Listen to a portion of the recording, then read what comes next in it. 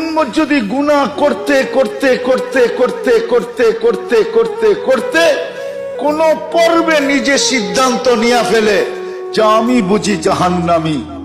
তারপরে যদি মাথায় হাত দিয়া বসা পড়ে একটা আহ বলে, আহ কি হায় হায় আমি বুঝি শেষ, তো আল্লাহ নিজে বলে ফালাম্মা তায়াক্কানতা বিল বাওয়ার ওয়া যানানতা আন্নাকা মিন আহলিন নার মানাহতু ইলাইকা রিদওয়ানি ওয়াল্লাইতু ইলাইকা গুফরানি ওয়া কুলতু লাকা লা তাহসান গফারতু লাকা যুনুবা ওয়াল আওসার ওয়া লিআজলিকা সাম্মাইতু নাফসি আল আজিজুল গফফার।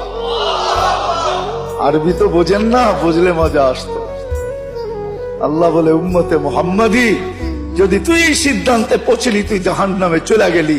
আর তোর মুখ দিয়া আহ বাহির হইল আহ, তো আমি রেজার ছুটা ইসা রেজার চাদর দিয়া তোকে ঢাইকা দেই, মাগফিরাতে ডুবা দেই, পিঠে হাত বুলায়া বলতে থাকি চিন্তার কোনো কারণ নাই, তোর গুনাহ খাতা মাফ করে দিলাম।